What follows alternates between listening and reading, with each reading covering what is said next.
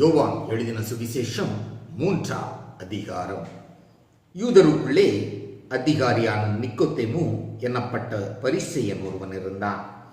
அவன் ராக்காலத்திலே இயேசுவினிடத்தில் வந்து, ரபி, நீர் தேவனிடத்திலிருந்து வந்த போதகர் என்று அறிந்திருக்கிறோம்.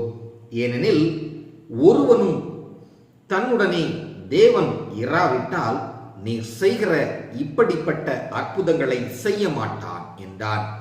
இயேசு அவனுக்கு பிரதியுத்தரமாக, ஒருவன் மறுபடியும் பிறவாவிட்டால் தேவனுடைய ராஜ்யத்தை காண மாட்டான் என்று மெய்யாகவே மெய்யாகவே உனக்கு சொல்லுகிறேன் என்றார். அதற்கு நிக்கோதேமு, ஒரு மனுஷன் முதிர்வயதாயிருக்கையில் எப்படி பிறப்பான்? அவன் தன் தாயின் கற்பத்தில் 2ஆம் தரம் பிரவேசித்து பிறக்கக்கூடுமோ என்றான். இயேசு பிரதியுத்தரமாக, ஒருவன் ஜலத்தினாலும் ஆவியினாலும் பிறவாவிட்டால் தேவனுடைய ராஜ்யத்தில் பிரவேசிக்க மாட்டான் என்று மெய்யாகவே மெய்யாகவே உனக்கு சொல்லுகிறேன்.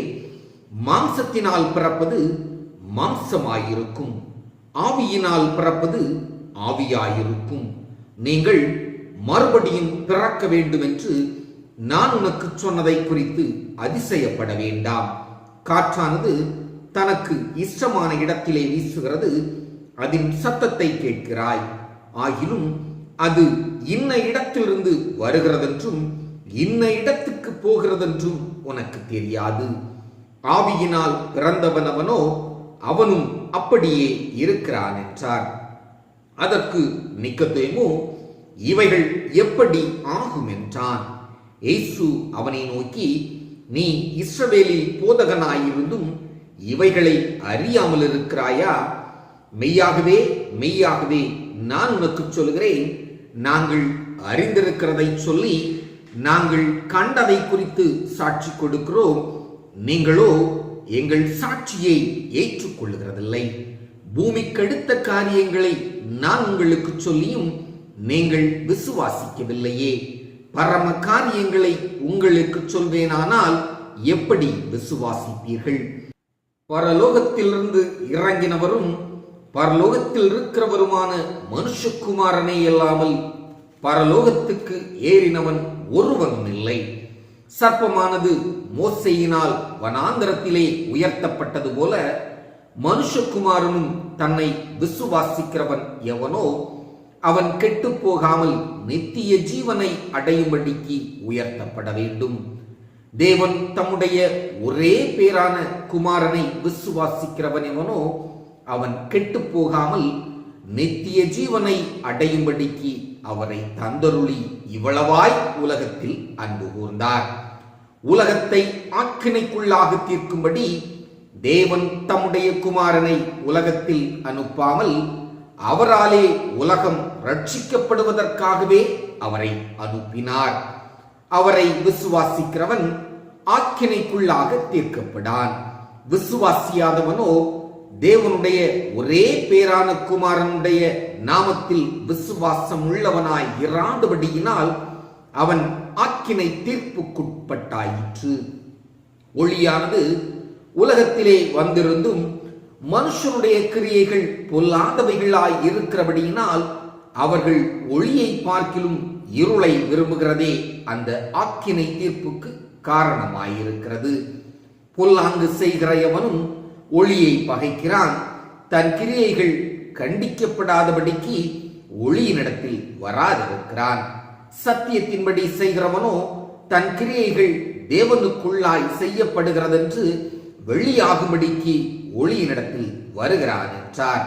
இவைகளுக்கு பின்பு இயேசுவும் அவருடைய சீஷரும் யூதேயா தேசத்திற்கு வந்தார்கள். அங்கே அவர் அவர்களோட சஞ்சரித்து ஞானஸ்நானம் கொடுத்து வந்தார். சாலிம் ஊருக்கு சமீபமான ஐனோன் என்னும் இடத்திலே தண்ணீர் மிகுதியாயிருந்தபடியினால் யோவானும் அங்கே ஞானஸ்நானம் கொடுத்து வந்தான். ஜனங்கள் அவனிடத்தில் வந்து ஞானஸ்நானம் பெற்றார்கள். அக்காலத்தில் யோவான் காவலில் வைக்கப்பட்டிருக்கவில்லை. அப்பொழுது யோவானுடைய சீஷரில் சிலரும் யூதருக்கும் சுத்திகரிப்பை குறித்து வாக்குவாதம் உண்டாயிற்று. அவர்கள் யோவானிடத்தில் வந்து, ரபி, உம்முடனே கூட யோர்தானுக்கு அக்கறையில் ஒருவர் இருந்தாரே, அவரை குறித்து நீரும் சாட்சி கொடுத்தீரே. இதோ அவர் ஞான ஸ்நானம் கொடுக்கிறார், எல்லாரும் அவரிடத்தில் போகிறார்கள் என்றார்கள். யோவான் பிரதியுத்தரமாக, பரலோகத்திலிருந்து ஒருவனுக்கு கொடுக்கப்பட்டால் ஒழிய அவன் ஒன்றையும் பெற்றுக் கொள்ள மாட்டான். நான் கிறிஸ்துவ அல்ல, அவருக்கு முன்னாக அனுப்பப்பட்டவன் என்று நான் சொல்வதற்கு நீங்களே சாட்சிகள். மணவாட்டியை உடையவனே மணவாளன்.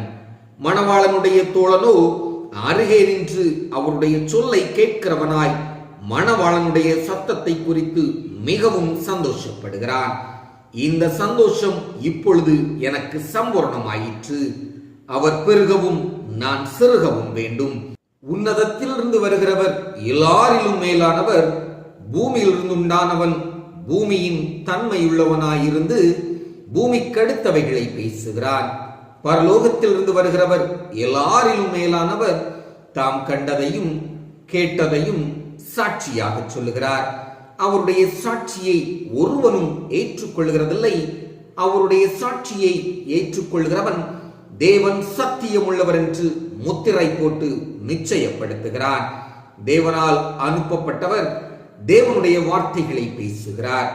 தேவன் அவருக்கு தமது ஆவியை அளவில்லாமல் கொடுத்திருக்கிறார்.